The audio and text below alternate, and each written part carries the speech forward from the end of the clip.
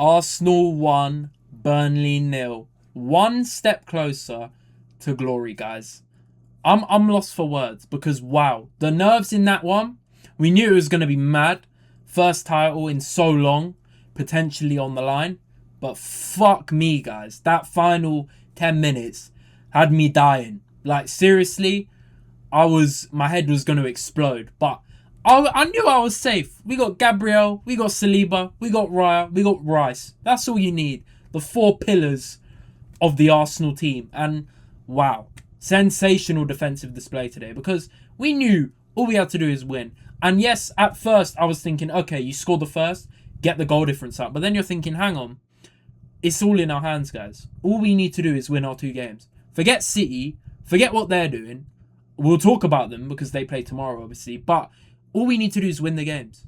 That is all we need to do. And yes, goal difference is a good thing and it's a good reassurance, but we don't necessarily have to get it. But I'm going to break down the game today, what it means for the title race, and all my thoughts from the game. If you guys are new to the channel, hit the subscribe button, hit the like button, comment down below your thoughts, and yeah, let's get straight into the match review, guys. Where do I start with this game, guys? Because I'm not going to lie, the way we started, it was absolutely brilliant. It was what we wanted to see because in the back of my mind, I was sly thinking we can add to the goal difference here. Burnley, they're obviously going to try to go out with a bang here. And to be fair to them, they started off defending quite well and they had little spells. But they didn't, guys, they didn't have anything.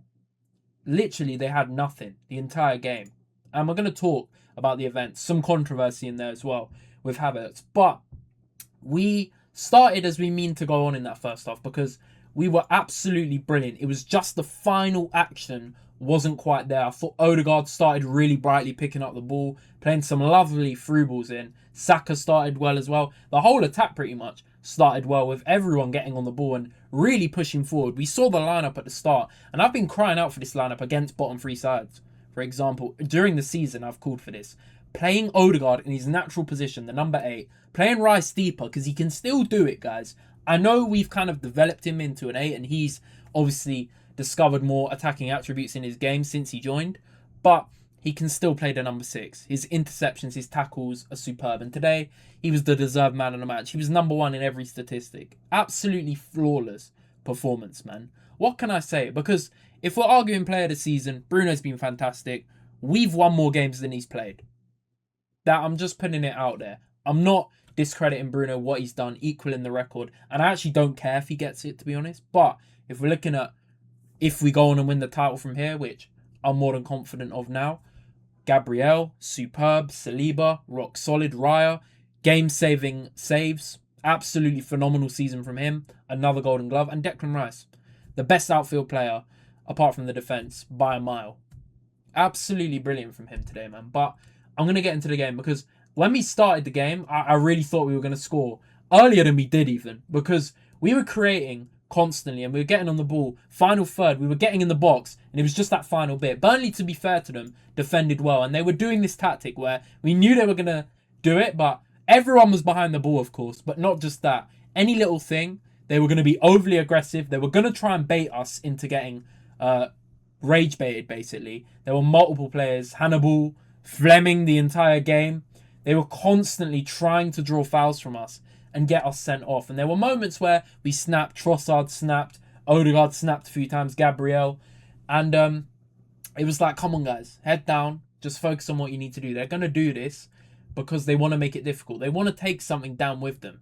We're the team that stopped Arsenal from winning the league. It would mean a lot, especially to guys like Walker, who have played at City for so long. But luckily, we got the win in the end. And it started well, man. Like, guys, it's going to be a bit of a blur, remembering chances, but I remember Trossard had a lovely shot there at the post. There were multiple instances where Saka would get in behind, try and cross it in, and they'd block it, to be fair to them.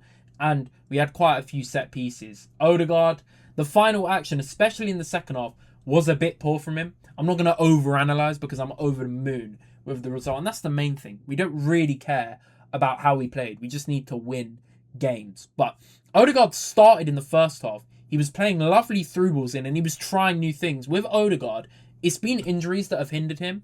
But I was thinking, wow, we're getting old Odegaard back in this first half because he was picking up the ball, threading really lovely passes through to guys like Saka, Trossard, Eze in the pockets, and he was picking up the ball, not afraid, which a lot of people have criticised him for. They're like, why is the captain not stepping up? And in that first half, he definitely stepped up. He definitely stepped up. Second half, you could see the nerves were getting to a lot of the players, pretty much the whole team. And you started to see us do the more backward, sideways thing. But all we needed to do in that second half was see out the result. And with, obviously, the first half, apart from that Hannibal chance where they did have a good break with Chauner. Is that how you say his name? He broke down the left-hand side, fizzed the ball in. Hannibal got it, and I was like, oh, shit. And he completely fucked up the chance. That was their best chance of the game, and pretty much the only chance they had. The rest of it was just us being nervous and them having a bit of possession, whipping balls in, and it not going anywhere at all, thanks to these two brick walls at the back. Gabriel and Saliba, where would we be without these two? Like, these two are the best centre-back duo in the world, and they have been for years now. All they need now is the silverware. And us Arsenal fans, we know what we're doing. We're putting them up there in the maddest convos. Because they deserve it, man. They don't get enough plaudits. Gabriel has to be fair to him. The set-piece goals have helped. But with Saliba, he goes so under the radar now. Guys forget how good he is at how young he is. He is 24 years old. Like, the level of calmness and composure he's shown is absolutely ridiculous. Like, he's one of our youngest players, and he really doesn't show it. Absolutely superb from these two. But Raya, again, didn't even have to do too much today, but did what he needed to do. Mosquera filled in well for Ben White. Yes, there were moments where you're like, yeah, his final third is not there. Like, he'd pass it backwards. He wouldn't get the pass through, or he'd give the ball away. But guys, he is 21 years old, playing out of position. He's a natural centre-back. We've seen him do a shift at right-back. But in a game of this magnitude, our biggest game in the last 20 years, you can forgive him for misplacing a few passes. Eze was very unlucky today. He hit the bar. I'm pretty sure the keeper tipped it over. He had quite a few nice efforts that were nearly in, just not quite enough. Rice, though, was running things today.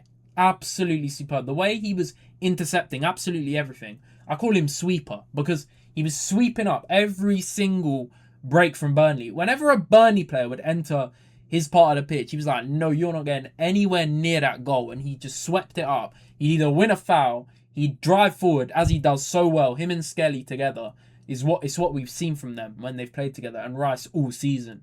His surging runs, the way he carries the ball carrying is phenomenal. Like, the statistics today, he was first in so many key aspects of the game. And guys who say he doesn't do anything just because he doesn't get a GA, like, you need to watch football, guys, because he is truly one of a kind. Like, absolutely superb. All season, by the way.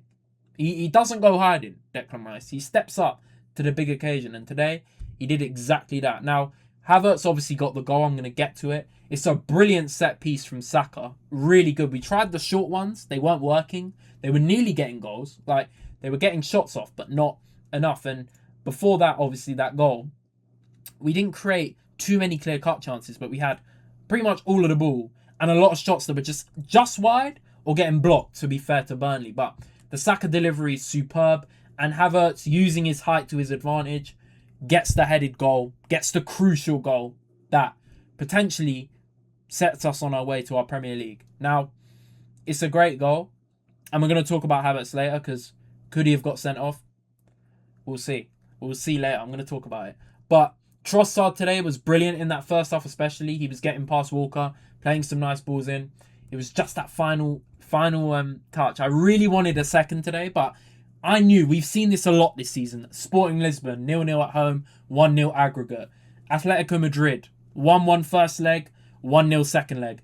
We are the masters at winning by narrow scorelines and keeping clean sheets. That is our strength, guys. Our attack is not our strength. Saka is obviously one of our best players. Havertz, Trossard, very good. But our defence is our strong point. That is our strength. And I know a lot of rivals will obviously hate on it and not like it. Haram ball, this nonsense. But you've got to appreciate the defending, man. All season, pretty much. We've had a few bumps in the road, of course. But this back four and the goalie are absolutely sensational. And that is why we have done so well in Europe, guys. Because in Europe especially, the Premier League's a different kettle of fish. It's very difficult. Consistency is key.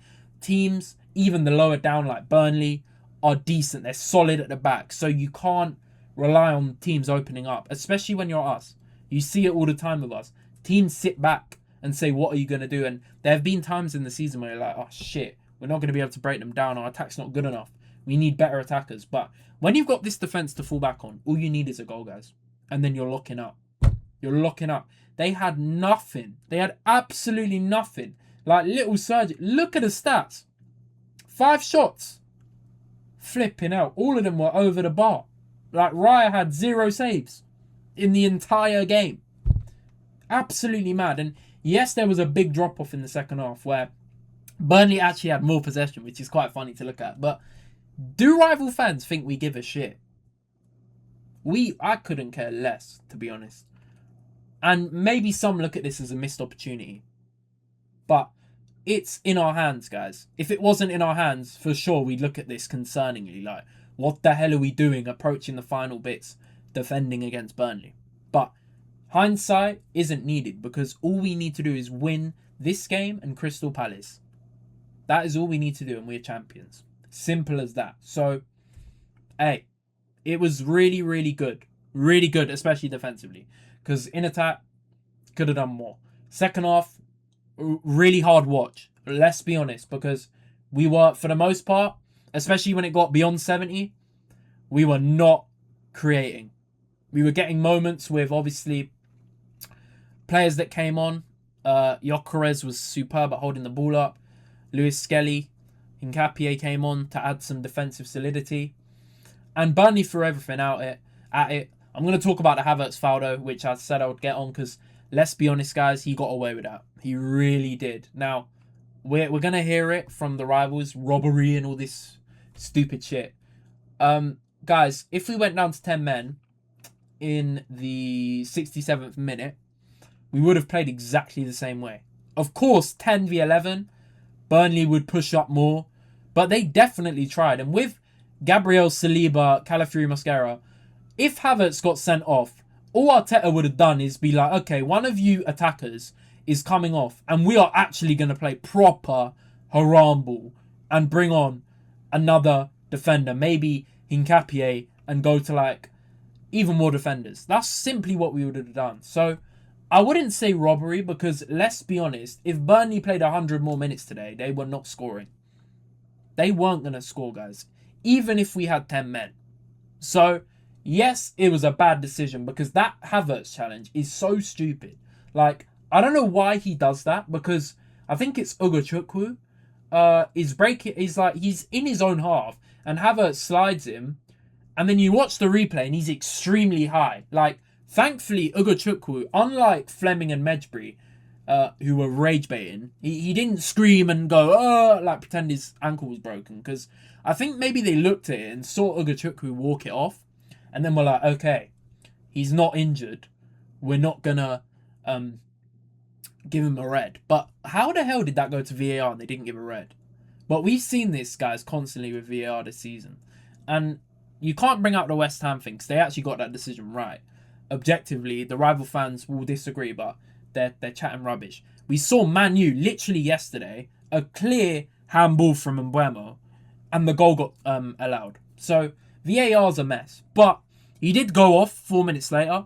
Maybe that was an injury, but he didn't go down straight away and get subbed off, because I think if the reaction was worse, you could see that was an ankle breaker potentially. So Havertz got away with it, and I don't know why he's doing that. Really silly, but I'll big him up for the goal today, and that may have won us the league. So big up for that. Took him off sensibly not long after, and we hung in there, man. We hung in there. There were a few breakaways in the final few minutes, which were nervy as hell. Martinelli got stopped by Walker. Gyökeres, his hold-up play is superb. I like this Gyökeres-Havertz duo. They offer different things. Havertz is great at the link-up. Gyökeres is a ball in behind. But we got the job done. That's all that matters, guys. That is all that matters. And now you're looking at the table. 5 clear. Goal difference, same. But you're looking at this game right here. Tomorrow. Chelsea-Tottenham. Tottenham can still go down, but we don't care about that game. This is the one, guys. This is the one. Bournemouth, Manchester City. The cherries. What do you have for us? What do you have for us? Because I'm going to be a Bournemouth fan tomorrow. They're unbeaten in 16, I believe. I keep saying 18 plus. Apologies in my videos because I thought it was 18, but I think it might be 16. Correct me if I'm wrong. They've been amazing, on amazing form. They're 6th place. They want to confirm Europe, guys. They do want to confirm Europe. If you look at their place right now, they're in a good place. If they beat City, they go up to 58, and they've pretty much secured Europa League, I believe. But a draw even is good. They need a result, though, to secure Europe, and that would be the first time in their history, I'm pretty sure. So they're going to be up for it, man. It's going to be rocking. City obviously know the pressure's on them. Pep's leaving as well, which got announced conveniently at half-time, but I don't think it's anything to do with us, to be honest. But yeah, they're going to need to win this. They have to win. Otherwise, we're champions. What better way to be champions would that be? A 1-0 set-piece win and City dropping points. All we need is a draw, Bournemouth. You've got a supporter for tomorrow. But if not, and City do win, we just win it on the final day. Beat Palace, who are on the beach because of a final. But we're going to build that up.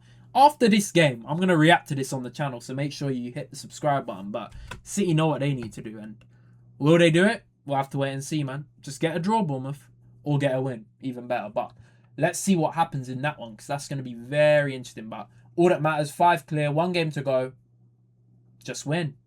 Just win. And Bournemouth, if you can win us the league tomorrow, you'll forever have a fan. That is for sure. And we'll be paying close attention. But make sure you hit the like, subscribe if you're new. Follow my socials down below, guys, as well. But it's been Jay Zeno's Born. I'm out. Peace out, guys. Take care.